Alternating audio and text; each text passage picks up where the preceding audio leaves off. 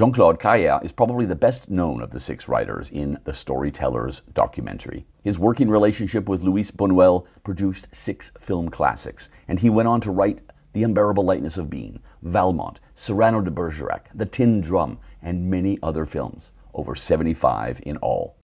Not content with merely writing, Carrière ended up as the rector of the French Film School. He wrote books on film and screenwriting. He hosted a debate program on French television. He is the thinking person's screenwriter, well known for his philosophizing over not only the screenplay, but film in general. Every day I go to some bars, I take the subway and I'm listening.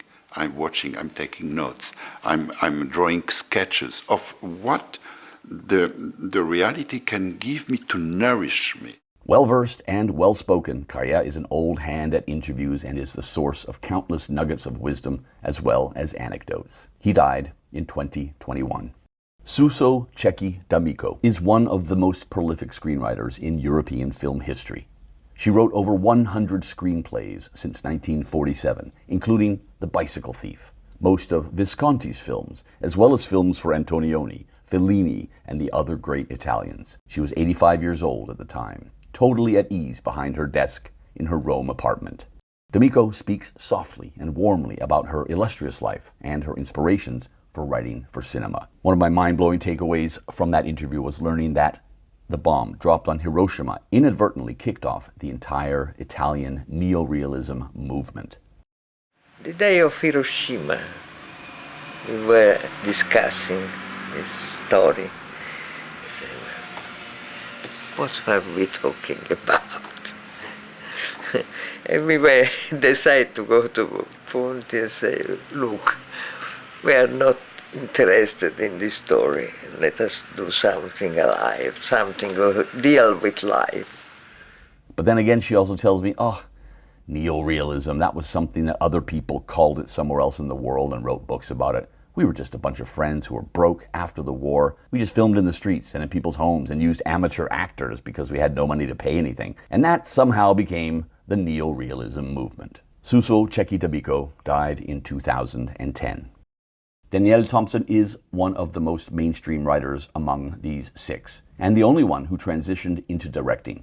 And she has made several incredibly successful French films. Her career started well with the smash hit from 1966, The Great Stroll. She was nominated in 1976 for an Academy Award for writing Best Original Screenplay for Cousin Cousine.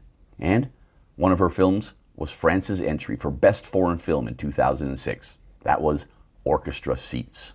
There are more women writers today, and as a matter of fact, there are especially more women directors. At the time, there were hardly any women directors. But there's a whole new generation now, of course, of young women who write and direct. It was much less true at the time. Thompson speaks about her career in her Paris apartment and provides a good balance with her mainstream approach compared to the art house focus of the other writers. Rafael Azcona is possibly the least known, internationally anyway, of the 6 storytellers in this film. But he was nonetheless prolific in Spanish cinema, winning 5 Goya Awards during his career and a Lifetime Achievement Award in 1998. Internationally, he is best known for Belle Époque, which won an Academy Award for Best Foreign Film in 1994. Azcona chose to meet in a Madrid restaurant where he explained, in the humblest way possible, his beginnings as a screenwriter and his approach to the craft. Yo empecé a escribir porque yo era un chico joven sin ninguna habilidad física. O sea, no sabía jugar al fútbol, no sabía bailar, no sabía hacer nada. Entonces me convertí en un lector, y un lector empedernido. Y entonces, al leer, casi siempre uno pretende escribir. Rafael Azcona died in 2008. Sergio Donati is best known for his collaborations with Sergio Leone on such films as Once Upon a Time in the West, A Fistful of Dynamite, and Once Upon a Time in America. In fact, he is invariably interviewed not about himself, but about Leone. When I assured him that I was more interested in his own career, he relaxed considerably. We spoke about his career, and the years spent with Leone inevitably came up. He recalls his career and friendship with both Leone and Morricone, and relays anecdotes about visiting the sets of the various spaghetti westerns. He is a very contemporary writer compared to some of the others, and the only one who swears by the three-act structure. In the first act, you put your main character on a tree. In the second act, you throw stones to him. In the third act, he get down. And if he's alive, it's a comedy. If he's dead, it's a drama. But that's true. On the terrace of his house by the sea near Rome, he is relaxed and at ease, although he longs for the revival of Italian cinema and talks about the current, albeit eternal, crisis.